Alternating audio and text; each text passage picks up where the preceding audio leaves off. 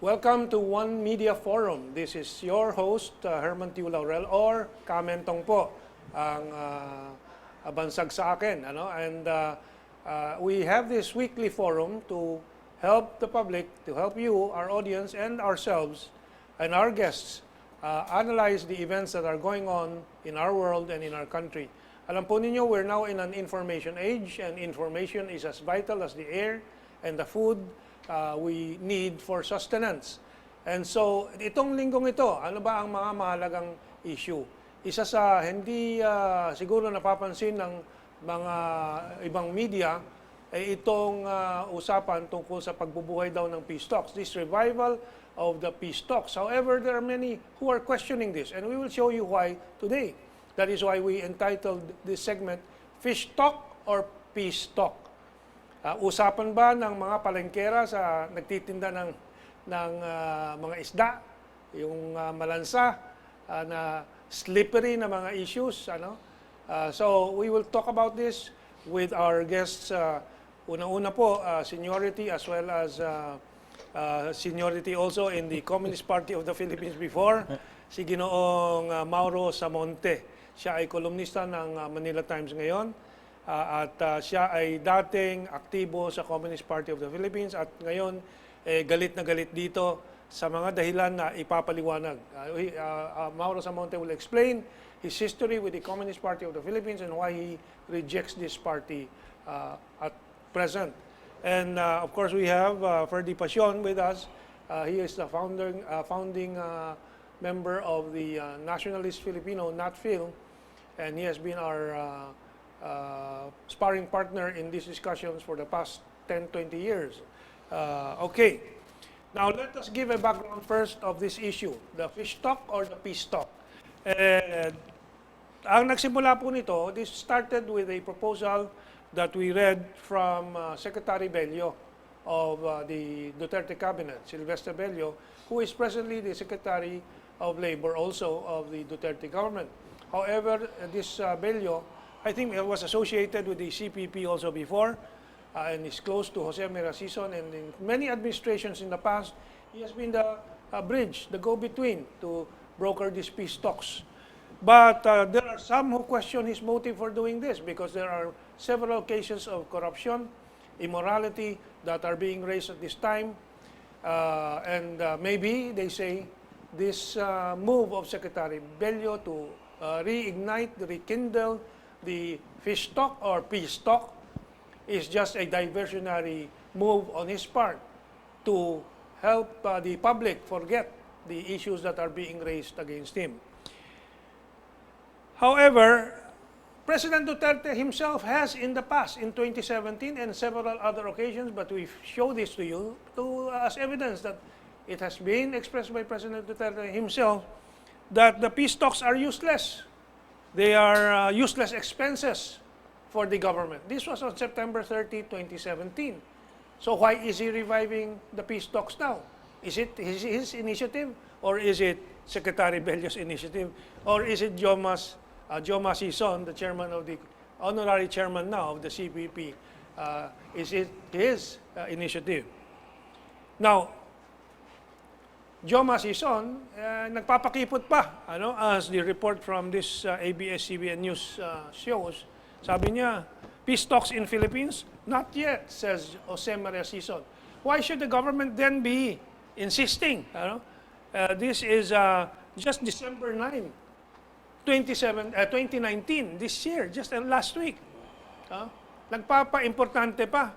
So, ginagamit na as propaganda by Joma Sison.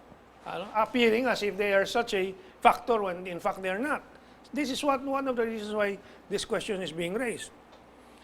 The AFP last March 22, this next item, has already said the peace talks with the CPP is a deceptive ploy to overthrow the Philippine government. This is from the AFP. But since there was a cabinet member who initiated it later on, and President Duterte seems to have been partially or fully convinced that it's a good idea, it's now a project that is going on. So you saw that report about the AFP. However, let's go back to all these peace talks, that goes back to 1986. Let's take this timeline from GMA 7. 1986 to the present, ito pong mga peace talks. No? This report came, this narrative about the timeline was in 2017. But let's look at each administration one by one. The first was President Aquino from August to December of 1986. Peace talks were conducted between the administration of Cory Aquino. Let's move on to that next slide. And the CPP NPA. Yeah, there. 1986 to 1992. In fact, Cory Aquino at that time released the 4 leaders of the CPP who were already in prison. We will show you that report in a while. Let's go to the Ramos administration. 1992 to 1998. There was, in September 1, the Hague Joint Declaration. September 1, what year was this? 1992. Hague Joint Declaration of 1992 is signed by the government and the National Democratic Front of the CPP after 2 days of negotiation in the Netherlands. Pero wala ding tigil. Tuloy na naman. Sa panahon ni Presidente Estrada. In February 24, 1999, Estrada suspends peace talks. Na-frustrate na din si Estrada. And the JASIG, the arrangement where there will be no arrest of the communist leader while negotiations are going on. After 4 military officers, including Brigadier General Victor Obilio, are abducted by the NPA in 3 separate incidents in Mindanao and Bicol. May peace talk, nangingidnap ang NPA. Panahon ni Gloria Arroyo, in from June 10 to June 14, 2001, the second round of peace talks held in Oslo, but is suspended when Cagayan Representative Rodolfo Aguinaldo is assassinated by suspected NPA militants, according to this report. Under the government of Noynoy Aquino, peace talks na naman. The government ended it in April 27, 2013 with the rebels when then government panel head Alexander Padilla citing mounting violence perpetrated by the NPA on civilians and NDF insistence on preconditions. Napaka-yabang talaga. May preconditions. In the time of President Duterte, sinubukan ni Presidente Duterte din. January 19 to 25 of 2017, third round of peace talks is conducted in Rome, Italy, and end with an agreement to continue unilateral ceasefires. But in December 5, 2017, Duterte signs a proclamation formally designating the CPP-NPA as a terrorist group after frustrations with these talks. So, sabi ni, I'll repeat that image. AFP has already said that the CPP's peace talks are deceptive ploys. Now, I'm going to ask our guests their view of this peace talks. You just wrote your column for today, December 14, in the Manila Times. Ang pamagat mo ay tungkol dito. That's precisely the topic of my column today. The title is Peace Talks with the CPP NPA, a pact with the devil. I took those words from Ninoy Aquino, who spoke them when he was given the freedom to sojourn in the United States by the Marcos Sojourn, to travel. Yeah. Medyo mabigat yung sojourn.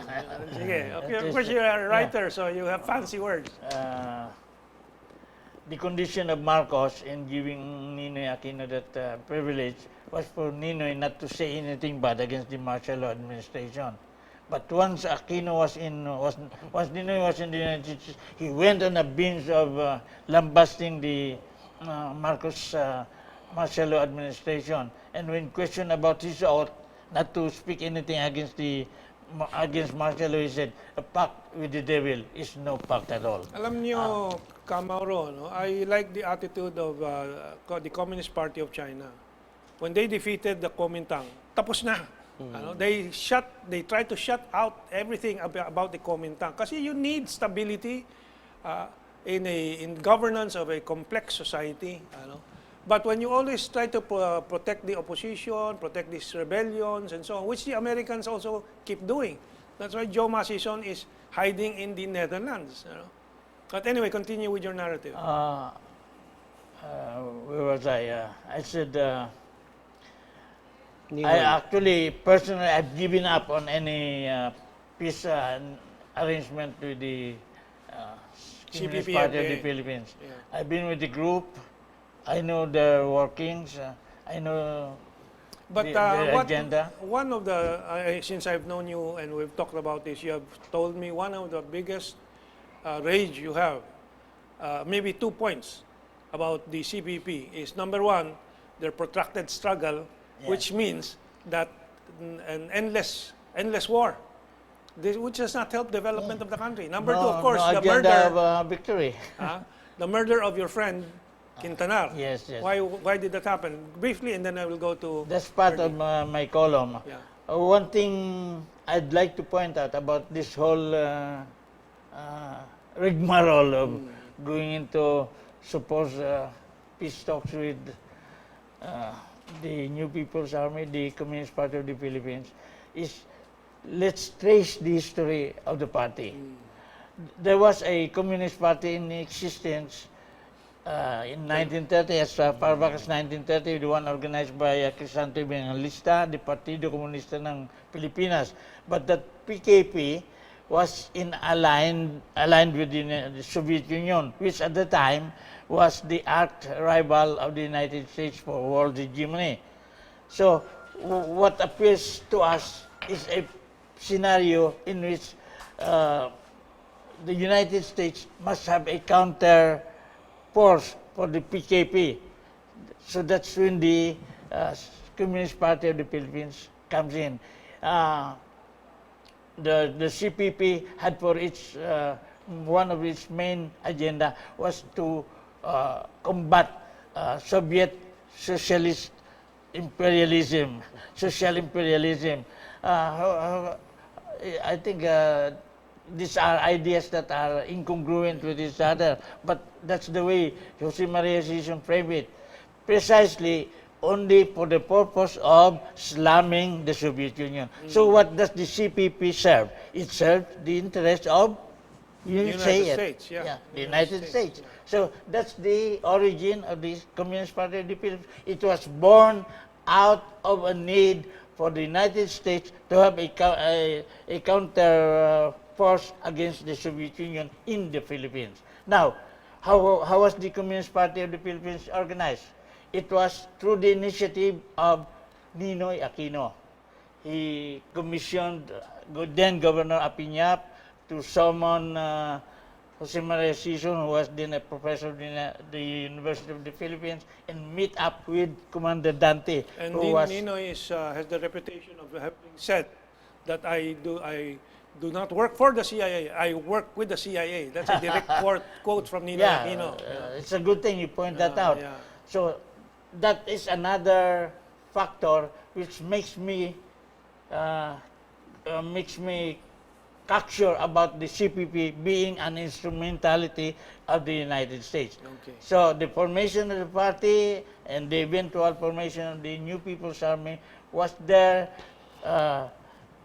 took place in order to advance the interests of the United States. Now, Ferdie will bring this out, that although the initial members of the New People's Army were some 35 ragtag elements of the Hukbalahap, remnants of the Hukbalahap, they were armed with exclusive high-tech rifles exclusive to the forces of the United States stationed in Clarkfield.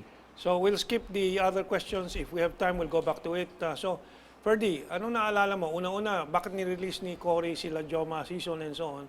Ano bang usapan nila, if you can recall? Well, of course, the CPP, NPA, NDF would always claim that they did not join the snap elections in 1986. They boycotted. However, they are part of the destabilization against President Marcos. And as we know, President Marcos was closely allied with the PKP-HMB, with the Lava Brothers and Luis Taruk.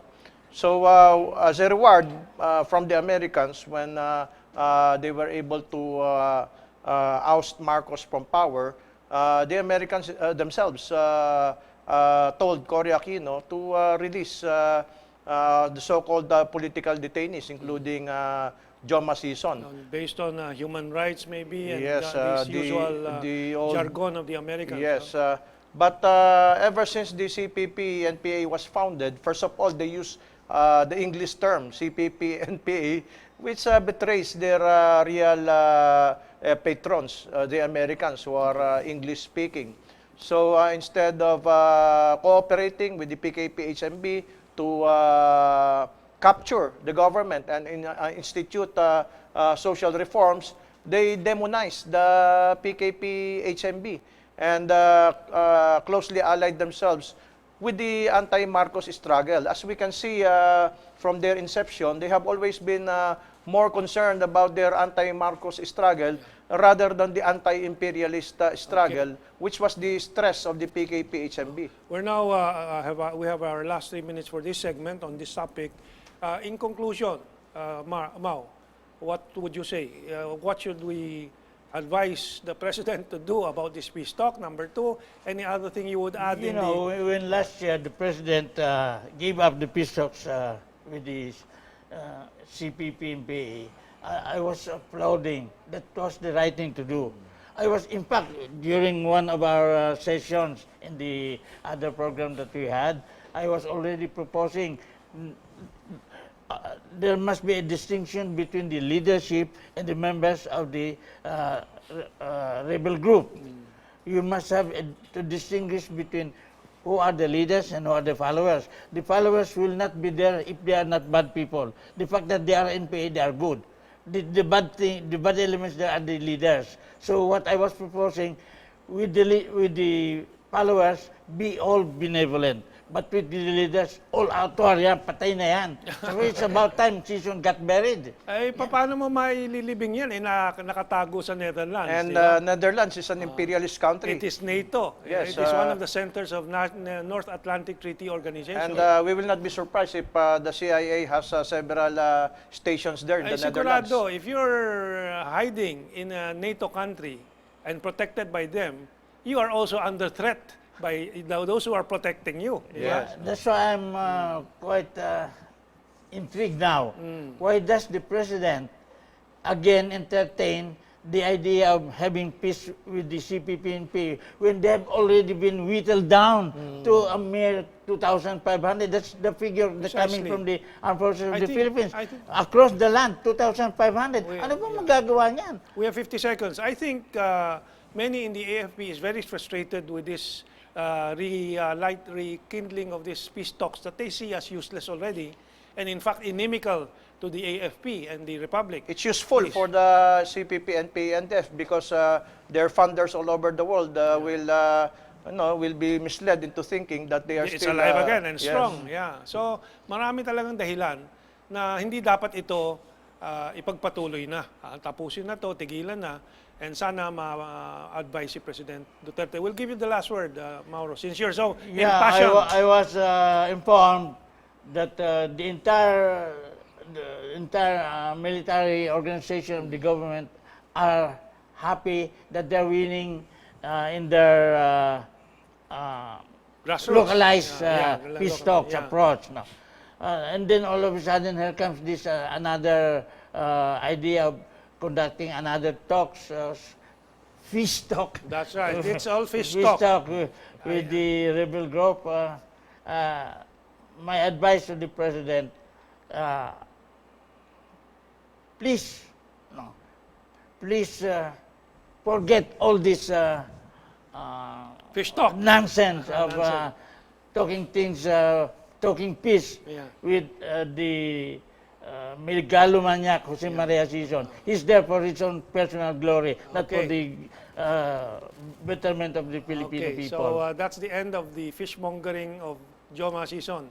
So tuloy tayo sa second part natin tungkol sa water privatization, the big swindle that we're now discovering.